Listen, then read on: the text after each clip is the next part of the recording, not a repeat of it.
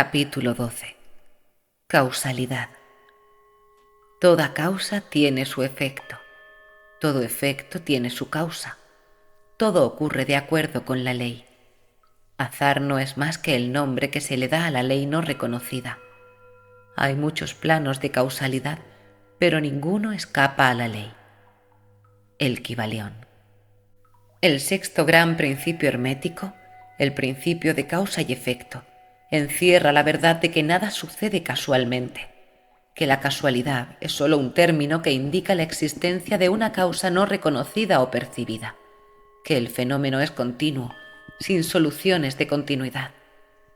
El principio de causa y efecto está tras todo pensamiento científico, antiguo o moderno, y fue enunciado por los instructores herméticos de los tiempos primitivos. Y si bien han surgido muchas discusiones y disputas entre las varias escuelas de pensamiento, esas disputas han versado especialmente sobre los detalles de la operación del citado principio y también sobre el significado de determinadas palabras. El inmanente principio de causa y efecto ha sido aceptado como correcto por todos los pensadores del mundo que merecen realmente tal calificativo. Pensar de otra manera sería sacar el fenómeno del universo del dominio de la ley y del orden, relegándolo a ese algo imaginario al que el hombre ha dado el nombre de casualidad. Un poco de meditación evidenciaría que no existe absolutamente tal casualidad. Webster define la palabra casualidad diciendo que es un supuesto agente o modo de actividad diferente de una fuerza, ley o propósito. La operación o actividad de dicho agente, el efecto supuesto de tal agente, un suceso, una cosa fortuita, una casualidad, etc. Pero un poco de meditación demostrará que no puede existir dicho agente casual en el sentido de algo externo y fuera de la ley, algo aparte de la causa y del efecto.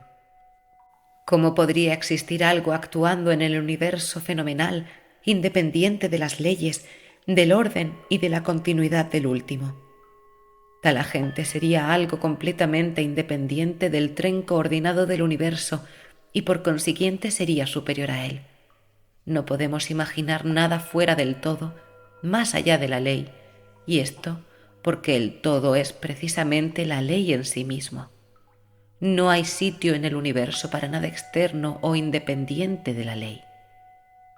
La existencia de algo semejante convertiría a todas las leyes naturales en inefectivas y sumergiría al universo todo en el desorden más caótico. Un examen cuidadoso demostrará que lo que llamamos casualidad es meramente una expresión concerniente a causas oscuras, causas que no podemos percibir, causas que no podemos comprender. La palabra casualidad se deriva de una frase que significa echar los dados, siendo la idea encerrada que la caída es meramente una ocurrencia, sin relación con causa alguna.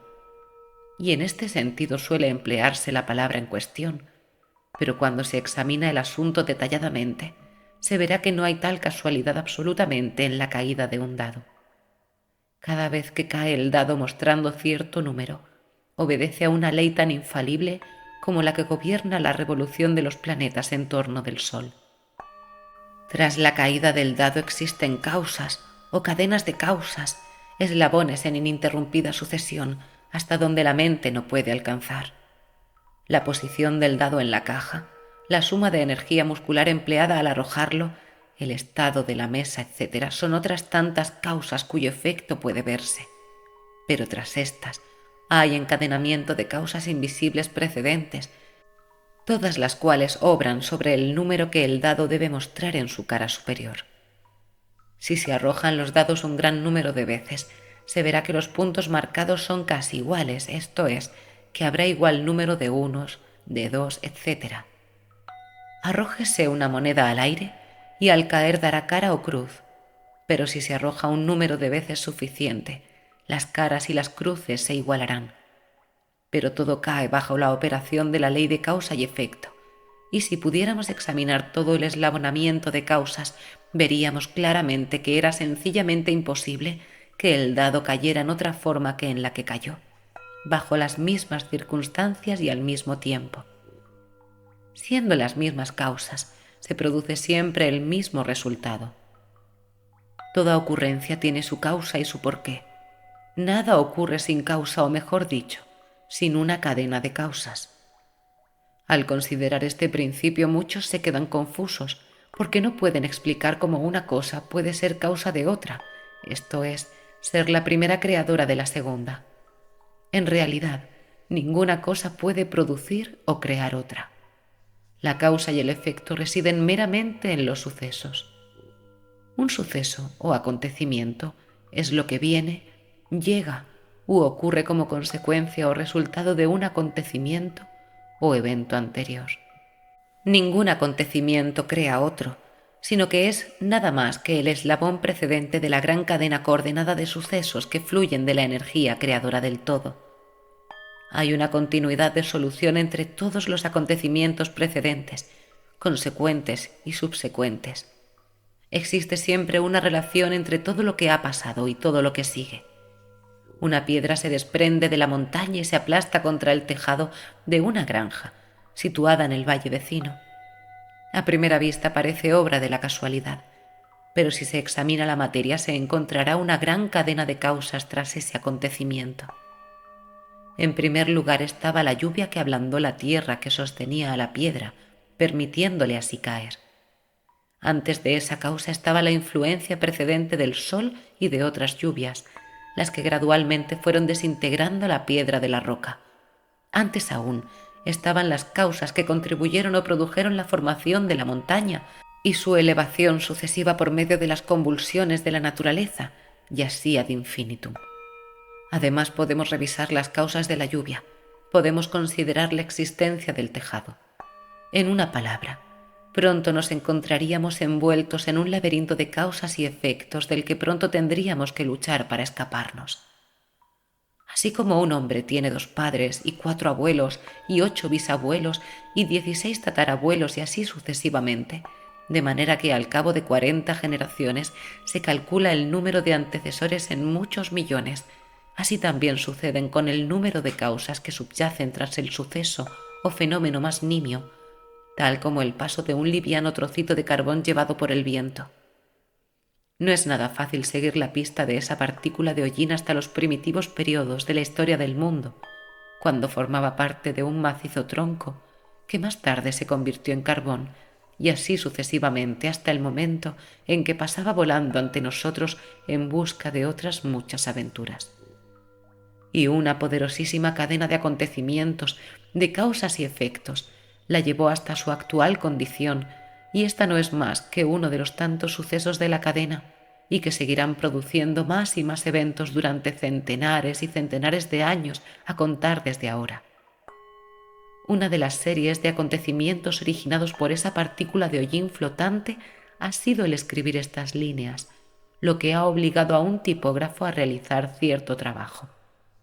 Esto despertará en vuestras mentes ciertos pensamientos, así como en las de los demás, los que a su vez afectarán a otros, y así sucesivamente, hasta donde la mente no puede alcanzar, por el simplísimo vuelito de una partícula de hollín, todo lo cual muestra la relatividad y asociación de las cosas y la deducción consiguiente de que nada hay grande ni pequeño en la mente que todo lo creó.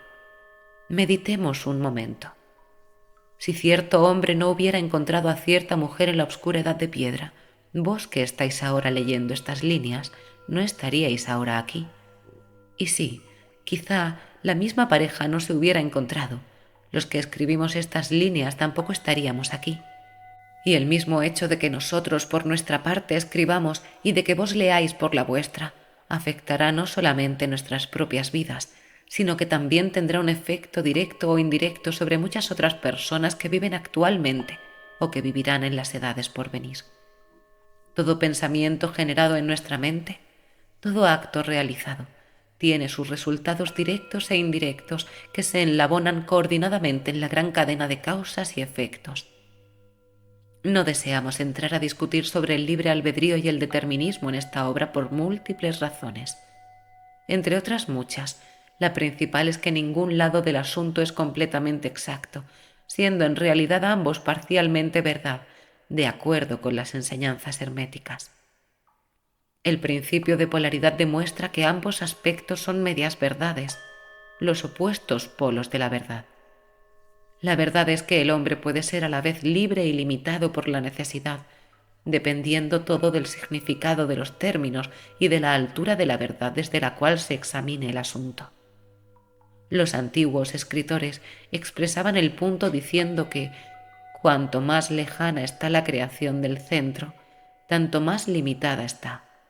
Cuanto más próxima está del centro, tanto más libre está. Los hombres, en su mayoría, son más o menos esclavos de la herencia, del medio ambiente, etc., y manifiestan muy poco libre albedrío.